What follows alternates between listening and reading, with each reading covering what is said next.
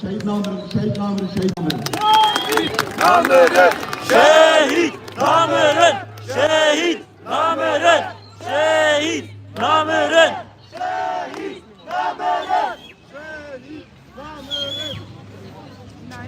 Ich habe auch noch eine kleine Ankündigung, und zwar biete ich ein Tutorium an zur kurdischen Identität. Die findet immer dienstags von 18 bis 20 Uhr statt. Außerdem wird sich nächste Woche das Tutorium auch um die aktuelle Lage handeln in Rojava, also in West- und Ostkurdistan. Ihr seid alle herzlich eingeladen. Das findet von 18 bis 20 Uhr statt in der philosophischen Fakultät, also wenn man hier einfach hochläuft, findet ihr das, ihr seid herzlich dazu eingeladen. Wenn ihr das nicht findet, dann guckt bei uns einfach auf den sozialen Medien, genau. Oder schreibt uns einfach per Instagram. Vielen Dank. Und es sind auch Nicht-Studis eingeladen. Kommt alle, die Bock haben.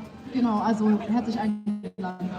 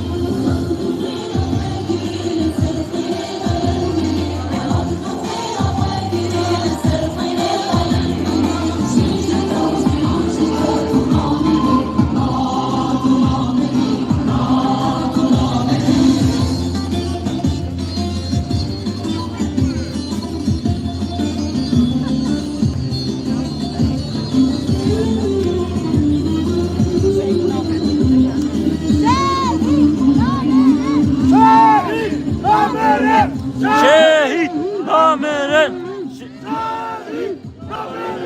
şehit namırın.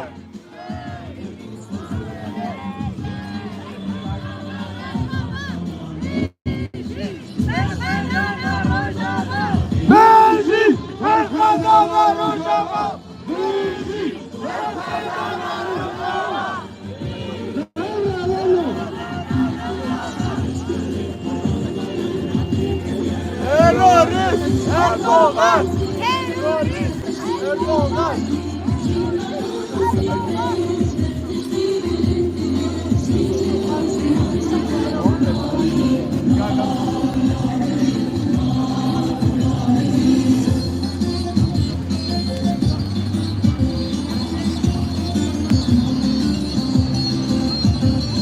Metal! Mahvud! Metal Rojava! Metal! Mahvud! Metal Rojava!